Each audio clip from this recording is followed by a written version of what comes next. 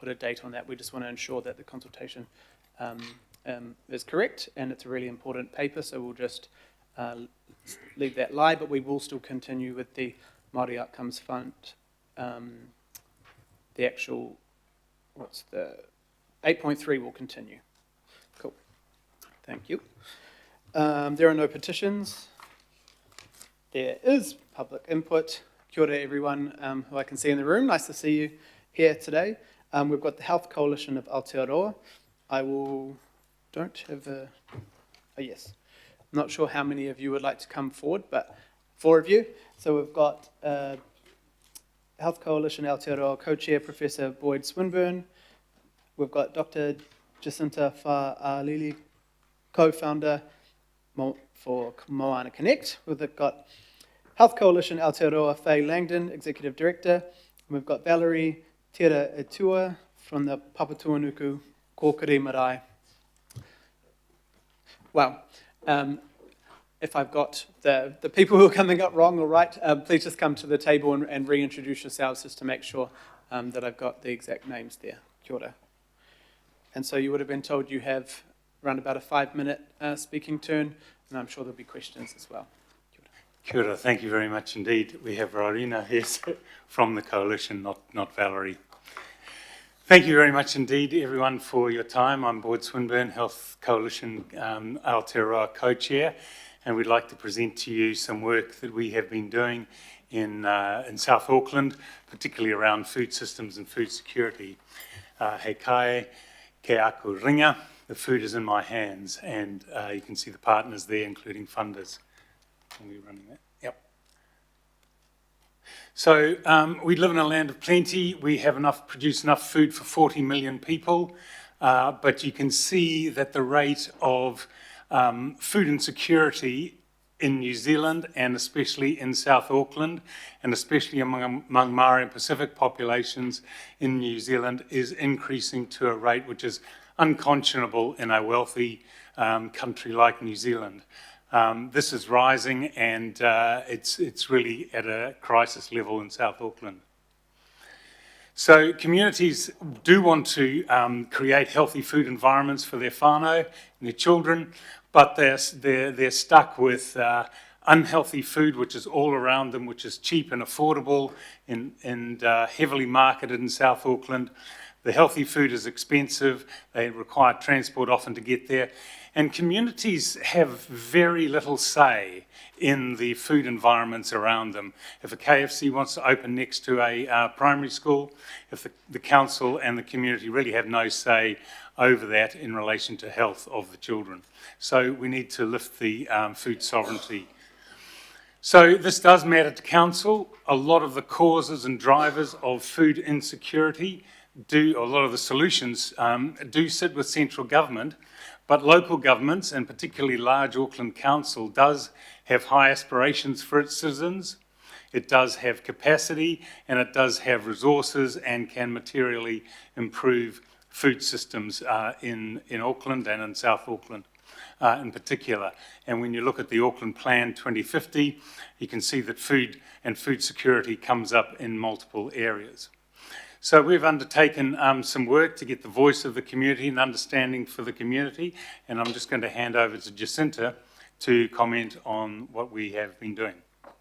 So Moana Connect and Toi Tangata were invited to help bring community voice to this work, but we did want to put some scope around it, given the breadth and diversity of the South Auckland region. So we focused on Māngere only to help deep dive and understand the key elements of a local food system. So to capture their ideas, we did 4 things. We went out and we undertook key stakeholder interviews with key champions across the Māngere region and asked them to share their key insights, particularly around what some of the barriers are and some of their ideas. And then following this, we worked with Professor David Rees to help map some of these key food system domains. And this was to help identify what some of the interactions are between these, and then really narrow down on what some of the drivers are and policy drivers could be. We then went back and we did some validation exercises that's undergoing, and so we're keeping the community updated on every step. And so, some of the key themes that came through were around kai access and affordability.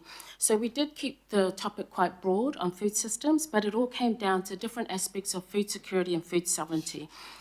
Boyd has already talked about what some of the challenges are. School lunches still do make a difference, but a lot of the key programs that are running, such as the revival of Indigenous and sustainable knowledge systems and being much more connected to land, so projects such as the Rangatahi Taiao Innovators, the Papatunuku Marae and Koha Cafe, Manava Climate Resilience, all of these are examples of some of the bright spots that are happening out there.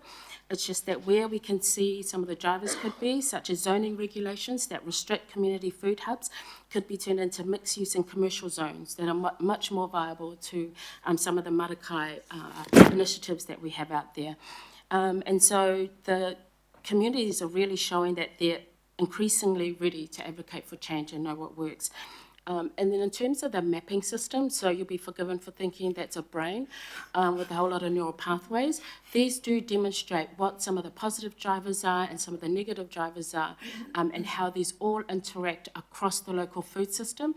Food consumption being central to all of this. We want food access, but these decisions are all influenced by negative impacts and positive ones, and you can refer to our report for more info. Kia ora, thanks, Jacinta. So just go back one for a sec. So yes, we took these interviews, we had Hui, we created systems networks so we could really understand what is driving the food environment and healthy choices or unhealthy food choices within South Auckland and the food insecurity. So there's a lot of technical stuff in there, but essentially 5 domains came out, which I want to just now talk about. So local food system, school food, industrial food system, household economics, and community capacity. Those were the areas where we felt there could be some levers. Thanks. Next one. So what can Auckland Council do? Well, the ones I want you to focus on are really numbers 1 and 2. Those are the ones where Council does have direct authority and direct ability to make a difference. So planning and zoning, what we're really after is prioritising food systems goals within the planning documents and the planning purpose and the rules that follow that. We want to enable community gardens, urban agriculture. Currently, the Auckland Unitary Plan is silent on urban agriculture, which makes it a real problem. And the industrial food system is so powerful that if you want food enterprises which have a social context to get up there, then they need a leg up, they need a boost. The community, there's a lot of initiatives out there, but they are stymied by being small and not really able to be scaled, and there's lots of opportunities, I think, within Council with programs and support, funding streams, resources, training and so on. The other 3, we're calling on Council really to advocate for action in this.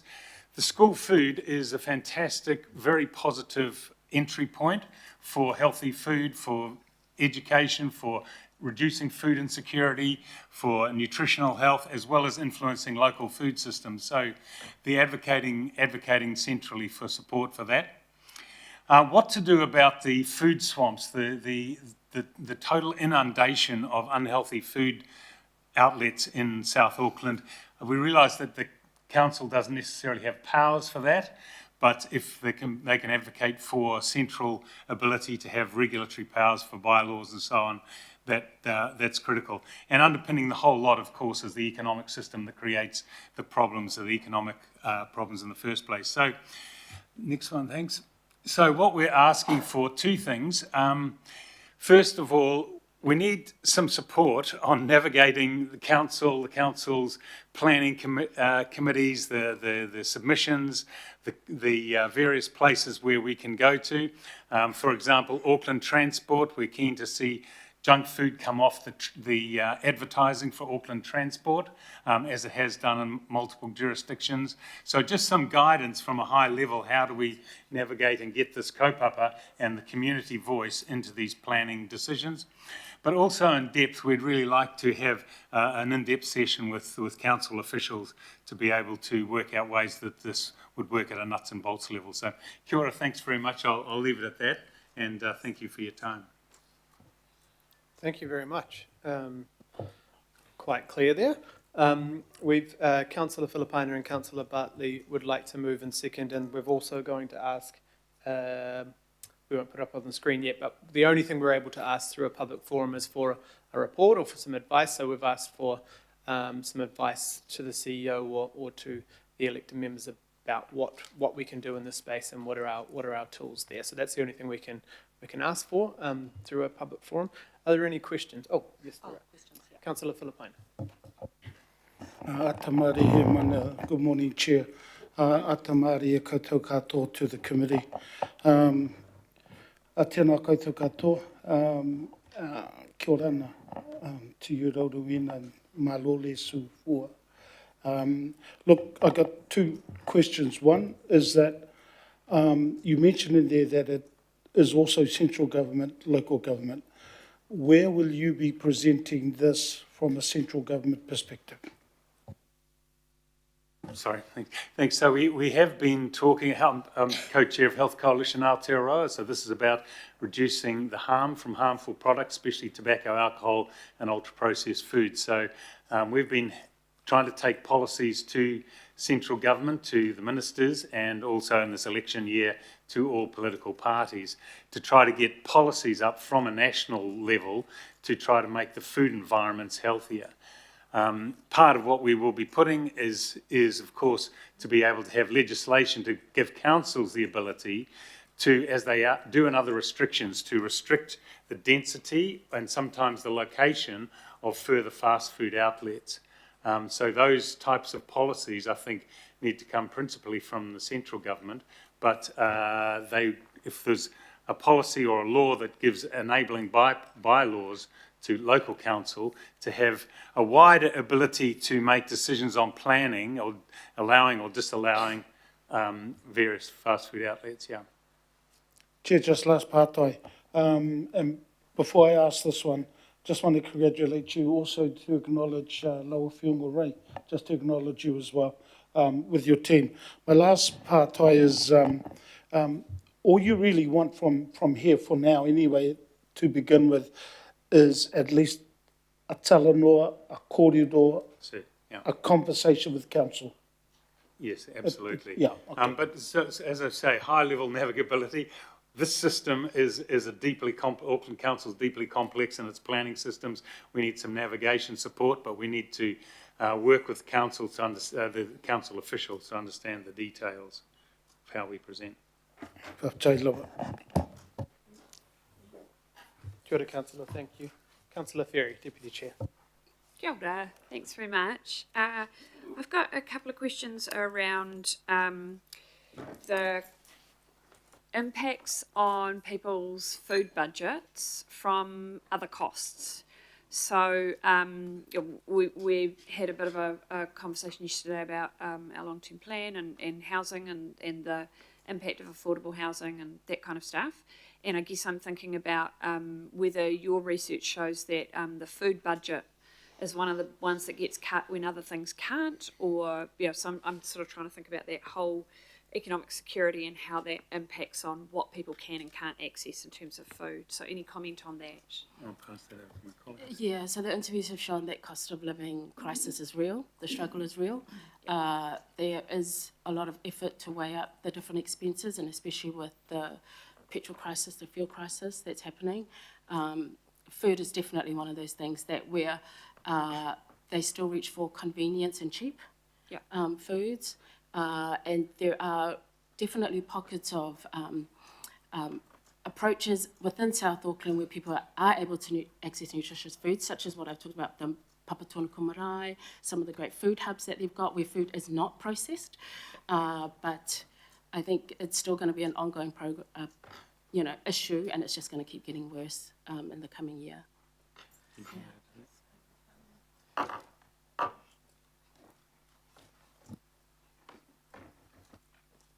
There you go. Oh, thank you, Councillor Fairley. That is absolutely what is happening on the ground. People are making choices to do this or the other, and food is always the compromised element here. And so we see that every day. Also do a little bit of work in the community with Everybody Eats. There's a whole lot of partners out there who are doing the most that they can, but a lot of these are very disjointed. They're not connected areas for our families, and so choices. It's always easier to get a $10 pack of chips than it is to get a healthier option for our families. Yeah, and I guess also the point you're making about physical access to food, what's already close, right? And if you have to travel further, if the cost of travel goes up, yeah, that has a knock-on effect too. Would that be correct? Yeah, and it's why things like school lunches are really key, because they, help prevent a lot of other consequences of not having nutritious foods within families. So, again, it's just going to keep getting worse. The cost of living crisis is just going to make access to nutritious foods a major issue. Yeah, thank you. My other question is a little bit of a segue. One of the issues you've raised here around, for example, even farms and community gardens and things like that, one of the things that I've seen coming up is the issue of land that's flooding, and therefore maybe you could plant it, but you don't necessarily have certainty that whatever, there's going to be time for the crop to grow before it's flooded, or indeed the flooding may contaminate the food. Is that something that came through in the work that you were doing? I know we have particular parts of Mangere where we're doing some major projects to improve the stormwater, but I wondered if that was something that came through in your work as well. It came through in the interviews by way of ensuring enough access to land. But what's great is that we're working in partnership with a number of networks, one of them being the Flood Recovery Network in Mangere, and it's been led by Sabrina Fale. And we have actually gone back to that network too with this work, the food systems work, which again shows how interrelated everything is.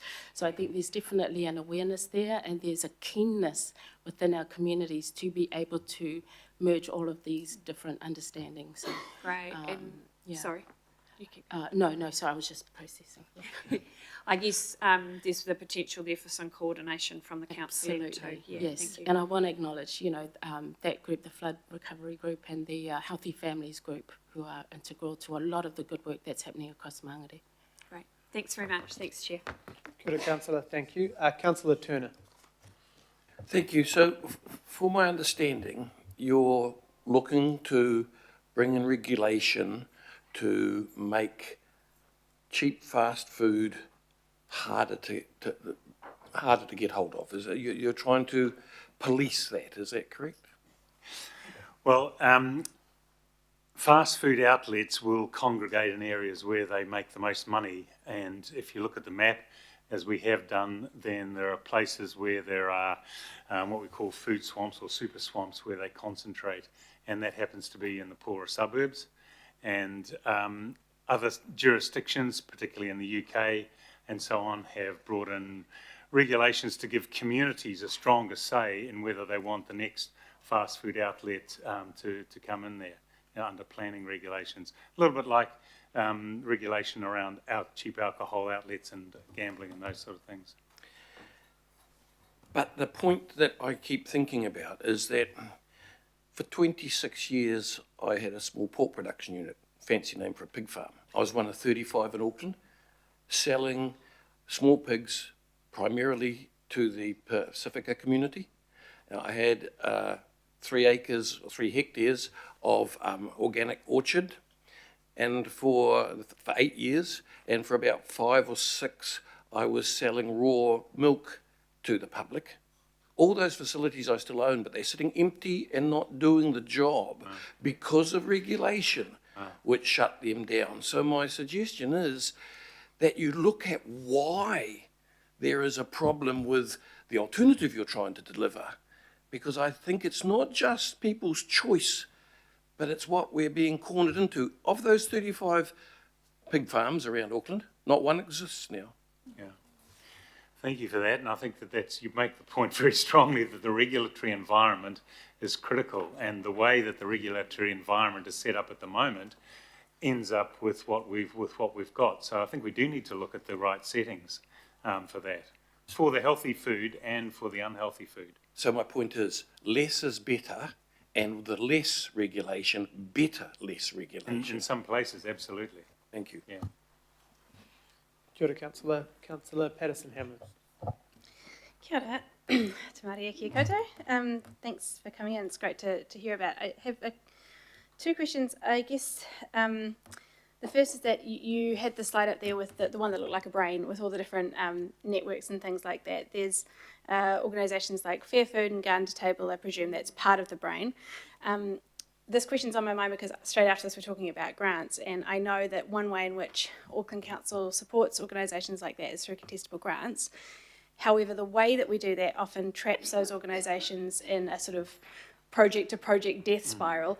Would you say that supporting organisations like that to cover their operational, ongoing, day-to-day costs would be a really impactful way of making a difference in this space?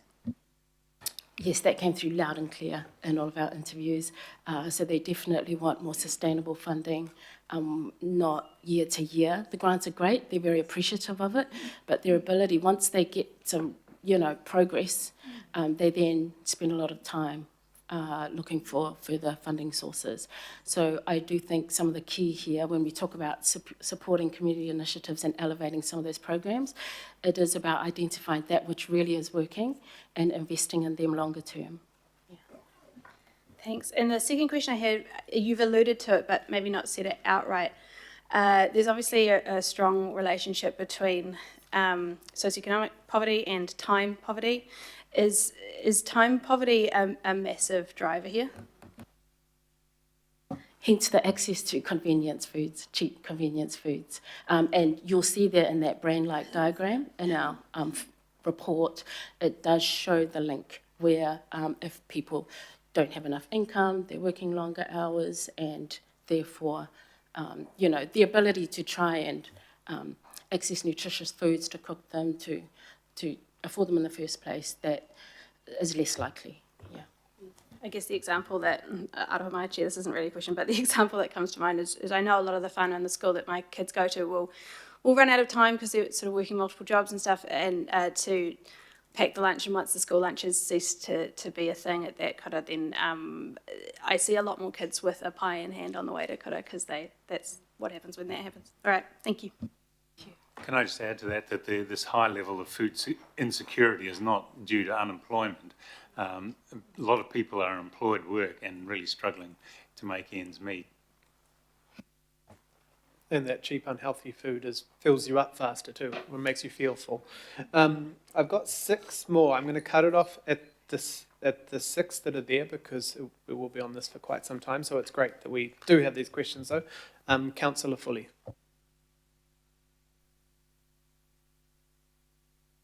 Kia ora, thanks Chair and thanks team. I hope you can hear me. Thank you so much for your really, really important research. I know that, like as you say, food sovereignty is something that's the council has been looking at, and you see it, like you said, sprinkled throughout the organisation. We talk about food sovereignty a lot, but there, as you have pointed out really well, needs to be a more joined up approach to this very, very significant problem. I just wanted to ask, I couldn't see in your research whether you had looked at the Enviro Schools program that council funds as well, and the Garden to Table initiative, and maybe the food forest that's just opened last 2 weeks ago or something, but that was in Manukau, and I just wondered if you'd looked into that as part of your research as well, and what we might be able to learn from your research. Kia ora. Oh, great question, Councillor Foley. No, we did not look at Enviro Schools. The stakeholders that we did interview who worked in schools talked a lot about the school lunches program. And, again, this was a small scope study and definitely a lot of potential to expand it further. But a lot of key stakeholders have come on board since the completion of this report. So definitely a lot of potential there to explore those different important networks. And can I just add to that? One of the eye-opening things, for me at least, was the number of projects and activities that communities were trying to take on, the amount of enthusiasm and keenness to operate there. And it is rather characterised by lots of little things happening, none of them quite getting up to scale, having short-term funding and so on. So there's no shortage of energy and ideas and so on. It's the capacity to make it bigger and more impactful. I think that's a challenge. And that's true with those programs that you mentioned as well. Kia ora, thanks. And thanks, Chair. I think it's a good move to ask our staff to try and see what we can do to coordinate better as well. Kia ora. Kia ora, Councillor. Councillor Bartley. Oh, thank you, Chair. Kia ora, thank you very much, Professor Boyd. Ruina, I'm aware of your work with Everybody Eats out in Tamaki in the community. Thank you, Faye. And Malaitongia, Dr. Jacinta Fatlili Fido. My question, I actually really appreciate your presentation and your work because it's coming from an empowering approach. We know that the answer for food insecurity isn't a food parcel. And when we raised this earlier, regarding the cuts from the government to our food banks, one of the approaches Council came up with was growing kai, supporting communities to grow kai. My question is, what has been the impact, or has there been any impact you've seen of intensification? Because more of our families are being moved into little, townhouses, flats. I think it's an excellent question. Thank you, Councillor Bartley. We don't have evidence of it, but we see it. So we're certainly seeing intensification all around Māngere, and we're also seeing a direct effect of that is a lot more food hubs that have popped up, and the food system is sort of slowly evolving to respond to the demand locally. But yeah, I do think that's something that we have to keep our eye on, is just the demographic shift and the intensification of people. Thank you. Sorry, just to add that, I understand that in terms of Auckland Council space and area available, that South Auckland's relatively short on that anyway, and I think that is a bit of a challenge. What are the spaces that could be used for urban agriculture or gardens, community gardens? And if I could just reiterate Boyd's point earlier about real keenness and a willingness. There are some people who will easily leave their day job and find more purpose in being able to contribute to a meaningful food system, and one that really is in unison with our Indigenous ways and our local, local cultures and local ways of doing things. Sorry, can I just add, Councillor Bartley, that we're doing a wonderful piece of work that's been really informed by this piece of work out in Marurewa. And hi, Councillor Newman. And that's an exciting piece of work because I think we're seeing that communities are already doing so many great things. We just need to connect the dots and provide more ongoing policy levers where they can grow. And there's lots of private properties that are owned by trusts and organisations where we can see a whole lot more growing happen on those pieces of property. And, COVID was a great example of how people started to grow in small spaces. We just need to kind of provide more encouragement and more ability for our families to be able to do that again. And I think it can work. Yeah. Kia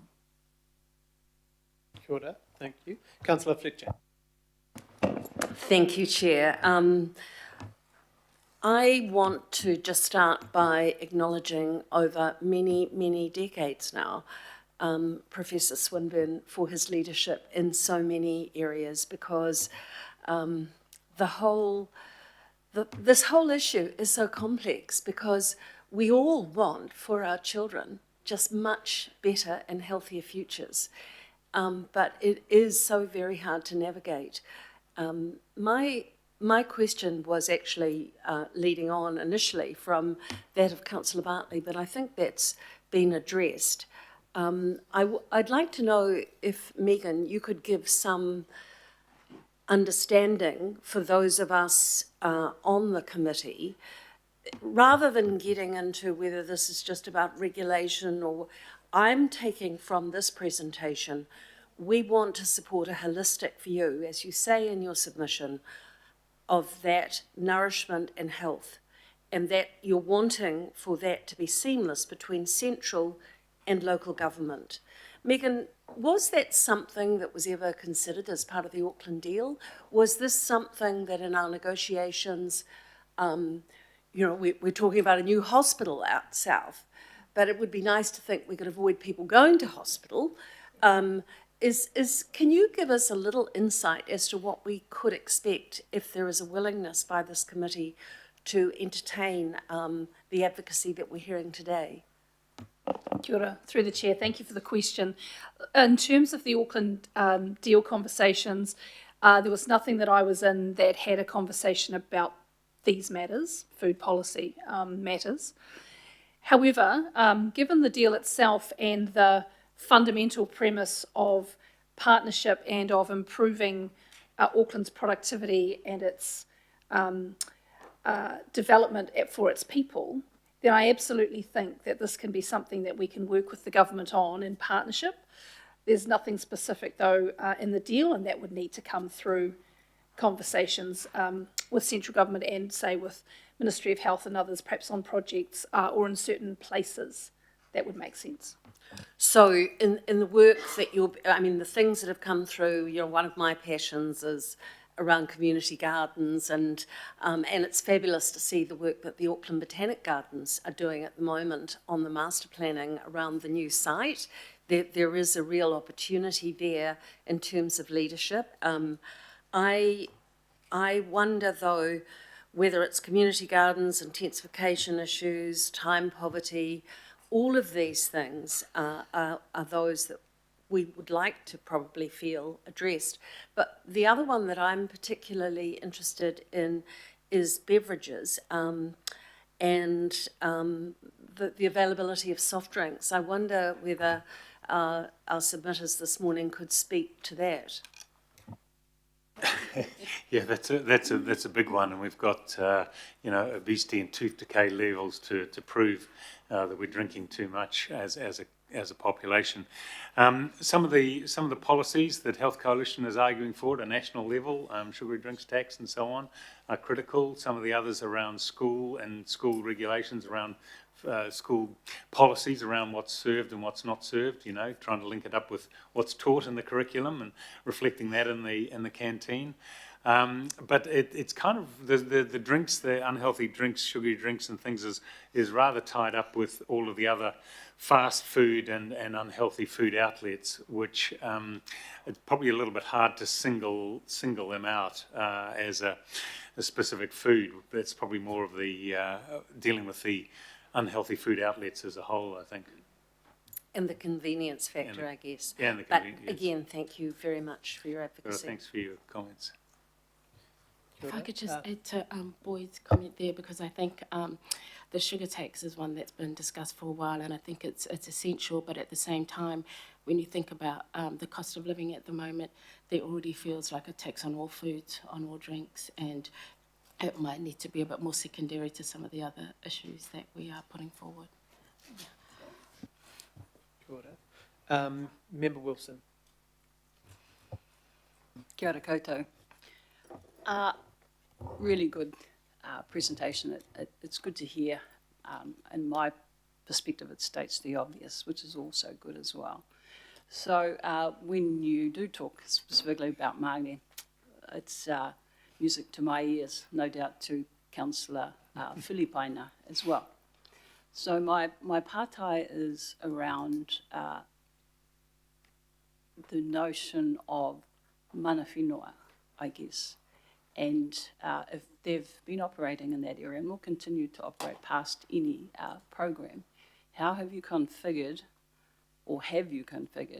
the views and how that would operate? Because I wasn't really sure, it's a twofold question, unfortunately. I wasn't really sure whether you were looking at advocacy or you were looking at advice, because I am aware, as you will be, that there are many entities that are out there doing similar things and thinking similar things and having strategic thinking around those things without any need of research. Long-winded question, hopefully you're understanding where I'm coming from. How does mana whenua configure in there? And if they also themselves are undertaking that work, where where do you sit and how does it make it so it's not a competitive type of good thing, so to speak? Tēnā koe, Councillor Wilson, thank you for the question. Chelsea from Toi Tangata led the research with Mana Whenua, and she's not here to speak to it, but what we found was that Mana Whenua actually leading the way in a lot of these initiatives and are actually showing us what could be done by way of marakai, sustainability, being able to work with their communities, providing employment. So in many ways, they're the key to what we want to be able to do more of. But in terms of partnership, I think when we went back to them, we had a validation workshop back at Ihumatao. Again, there's a real willingness to do more, but they're proceeding with caution, I guess. So some of this is to do historically with just some of the availability of land and what they can use it for and what they can't. So there's still some conversations and discussions happening there. But from our perspective, they are definitely key leaders in this program. Yeah. Absolutely. So if they are not necessarily represented in what you're presenting here today, how do you see your role? If they're already representative of themselves and the work they're doing, how do you see your role? I guess I see our role as facilitatory. So we really are here representing our communities and our regions. And unfortunately, Val from Papatūnukumarae couldn't be here, so there's a few people who we had hoped to come along as part of our panel. But certainly we want to play a coordination role, a facilitatory role. But a lot of the groups that we've mentioned, they really are the key leaders in all of this. And so, yeah, we just want to be able to support them wherever possible. Thank you. I'll leave it there, Mr. Chair. Kia ora, Member Wilson. Councillor Winiata. Thank you, Chair. I have a couple of questions, some information, and then I'll bookend that with a question. So as you've mentioned, food is always the compromised. So you'd agree the answer to that is low cost food options within the house? Usually, yes. The program that you've identified, or what you'd be looking to council to scope, is for access to land to be investigated? That's one of the asks. Yes, one of and then how you activate the land and the knowledge and people to come in. You'd be looking to how we can provide information around that, or work with groups that you work with? Absolutely. So we've got Healthy Families here at Council, so they have a lot of networks across Mangere and South Auckland, and a lot of the groups that we have, interviewed are also people who will be part of that network. Okay, Yeah. that's wonderful. So I was the chair of the Manarewa board in the last term, and we had Food Sovereignty and Kai Resilience present to us at the board for one of their programs. I'll tell you what they will scope and what that will look like. They'll ask the question with the community during their consultation, where are you buying your food? Unfortunately, the real world question was asked right outside Southmore New World, so New World was consistent with that. Year 2, they'd be looking on how they could deliver against the consultation, and year 3 would be costed and presented to local boards to fund. So essentially you're at the mercy of local board budgets when you get down to that suburban board local area. What we should do as council, there's a program called the Humble Yum Yum, which is run by Ganesh Raj, who does Food for Less. It's on TV. It's a great program. Humble Yum Yum teaches cooking for a family of 4 for under $20. So in terms of programs that feature low-cost options, it's certainly one that's high on my radar. He was looking to apply for grants. The program includes 980 students, which is 3,860 if you're applying. Each student gets to cook for a family of 4 that would be affected for that. But the grants that we provide don't support food for these programs. we had a discussion with Manadeo High School, who was included in this program. Their marakai could provide for 80% of the fresh food produce to 6 of the schools for the program, which is an outstanding result, and they do provide to local restaurants and hospitality venues. And the marakai was built, was designed in the whenua in some of the harshest clay that we have to grow in. So we know what it takes to build and to grow in harsh land and anywhere. The council's also gone through a local board service property optimisation, which is a property review of all of the land parcels available. So we've already done the scope internally to decide what areas of land that the local boards might like to optimise. So we just need to go back to all of those areas and say, where do we want these community gardens to grow? So there's a few things that we've checked off in there. When it comes to who would look to deliver that, Levi Brinson Hall is growing in the hardest to grow whenua, and he is at the marakai in Manarewa High School. He runs that. So in terms of the access to knowledge, we have that. It's extremely low cost in terms of the scope and the direction to get to that. And I think council needs to start looking at those that have the knowledge and get them to deliver, rather than the years of scoping, investigation, and then we do a review on that, and then 5 years later we'll sit down and say, right, now we'll go to the boards and see what funding that we can get for you, and most will be unable to fund. If we can deliver directly in a short period of time, wouldn't you agree that that would be the way to go? 100%. I think you've articulated that extremely well, with the level of expertise and knowledge and the thirst to try to increase, spread that knowledge and bring more people into it. That came through loud and clear.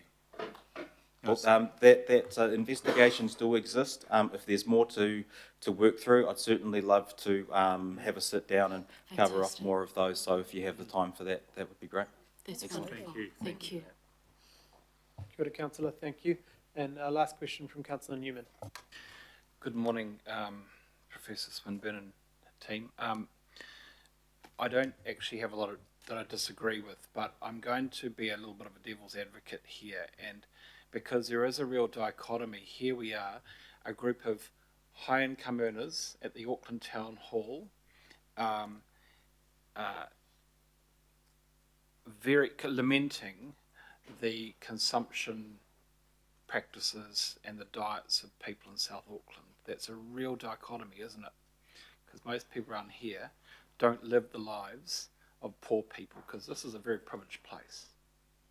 So, how do we get the social license to get the community to buy into this, and that the community doesn't just conclude this is overreach by the food police? Because that's what a lot of your target will say. This is just overreach. And the second point is, of course, the first thing that this council can do, actually, if it is concerned about the economic security of households, is we're going to have to look at the rate increase again. But maybe you come to the issue of how do we maintain the social license needed to address the matters that you're talking about. Thank you, Councillor Newman. I think that's a really important framing. I think it's important to acknowledge that. I guess when we met with some of the stakeholders in our community groups, they definitely accept that some of that demand is, because they like the taste of burgers and they like the taste of fries. But I think it's unfair to say that, a lot of those decisions aren't made because of the environment that they are in. And I think what we're trying to address here is that ecosystem that is influencing quite heavily what they can readily access. And that has come through from our community groups and families. So we're not saying do away with all options. We're saying, can we make available more options? But further to that, the holistic approach is that it can create employment, it can create, much more sustainable options that don't make us rely on, overseas imports. This is a ask, even, reviving some of our pig farms. Like, these are things where people with knowledge in our communities, Councillor Winiata talked about, they know how to grow in barren lands. So I guess what we're asking is something that is a lot more holistic than just, taking away choices from families. We're actually wanting to expand them in some ways. Councillor Newman, Manuri was already ahead of the 8 ball. You've already invested in your local board plan, the Marurewa Kai Resilience Network. You've already brought somebody on board to bring together all of the skills and knowledge and a roadmap with the support of Healthy Families South Auckland. I think you already have your buy-in. People want to do things, and you've got so much happening already in that community. I love this piece of work because what we've been able to identify through the work that we're doing with Etu Dako is that you've got the answers. Our communities already have these answers. We just have to provide the better policy levers to enable them to do more of it. I think, Councillor Winiata, you're right. I'm smiling with your discussions here today because it's exactly what we're finding from what the community is reporting back to us already with work that we're doing in Manurewa. So I just want to say that the leadership in the Manurewa Local Board is critical to how some of this can actually take real flight. And look, thank you. As I said, I don't disagree with what you're saying, but there is a need to maintain the licence around this. Maybe, if I could, with your indulgence, Chair, one final question. I'm wondering, with respect to the coalition's work, if there is a wider piece of research that is required that goes to what Councillor Bartley talked about in terms of space for exercise. I mean, it seems that the days of kids being able to run around big backyards and play cricket till 9:30 at night, and badminton and volleyball, that seems to be a bit of a dirty concept now because we need to have so many more houses. We've got to pack them in there, and we just feel so much better because we're driving up the density of houses, despite the fact that those kids don't have a backyard to run around it now. Is that a matter for some more inquiry? I think that's behind. Thank you. I think that's exactly behind our request to meet with officials and dive down into that detail. What is actually possible given what's available. And I'd like to just. I should have acknowledged right at the beginning, but before I leave, the work of Healthy Families South Auckland, which has really been instrumental in getting this going, and they have been really critical in taking a systems approach and exactly what you're saying. What are the systems out there that we can that can enable communities much better? So we'll certainly look forward to working more in detail like that. Thank you, Councillor. And just want to acknowledge, and it's not a debate, Councillor Newman, but just acknowledge that we all get elected to this table and are paid a specific salary, but nobody knows the journey that people around this table got to get here and the experiences their family has as well. So yes, we're paid well now, but there are maybe people or are people around the table who have a lot of experience in what you're talking about and currently do in their families too. So just wanted to acknowledge that. The question I had just briefly was around it was a Councillor Bartley's question, and you are doing a lot of good work in the space around intensification. So obviously there's good and bad that comes with it, right? Proximity to housing and jobs instead of living on the edge of the city.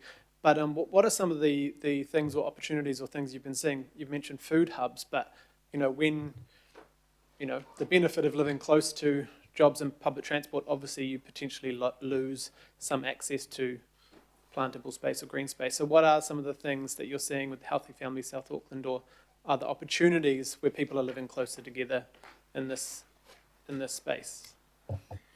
So I think there's a range of opportunities that are happening, not just in South Auckland, but actually around New Zealand. We can look at international models as well, where food systems grow from the need of the population, not just for the profits of often multinationals. So food hubs, social supermarkets, urban agriculture, there's a lot of enterprise out there on food rescue and food parcels. That's a huge enterprise at the moment, simply to fill the gap and patch up the food insecurity that's out there. So I don't think there's any shortage of ideas and ways to feed families in a healthy way. That was one of the things that really hit me with the feedback from communities is that innovation. But it's the ability to get that up to scale. The big opportunity that I see is actually in the school lunch program. If we can get the provision of that back to a local level, as it was at the outset, I think that, and a lot of international experience, and because a lot of school lunch programs are actually run by local councils, they actually stimulate the activity around food systems, healthy food systems and knowledge, and that's really a generational approach. So if we can get that back, that'll be a real stimulus. But there's lots of lights shining out there that need to be shining brighter. Cool. And the last question, just around, is there a connection to road safety and access for families and kids and people without cars to move around, cycleways, to get to, healthy food or get exercise, or is there right across Auckland a connection there with how we plan our streets and neighbourhoods to enable this? I mean, I think all these things are connected. I don't know whether did transport come up much in the... No, not much. Yeah. Depending on who you ask, all the cycle lanes are a good thing or a bad thing. But no evidence on the link to food systems, but no doubt there is definitely something there around, people being able to get around to access foods. Thank you very much. That was very enlightening. We appreciate all the work you're all doing and the people sitting behind you and those that aren't here today that are doing a lot of the awesome work for our communities and for Auckland. So kia ora. And we'll just, there's no speaking to this, but we've got a resolution there for the Chief Executive to investigate how Council can work with the Health Coalition and any other advice that could come back to different parts of the organisation. So all those in favour? Any opposed? No. Kia ora. Thank you very much. Thank you so much for the opportunity, everybody. Thank you. Thank you. Right, next up we have the review and refresh of the community grants policy. We've got Joanna Maskell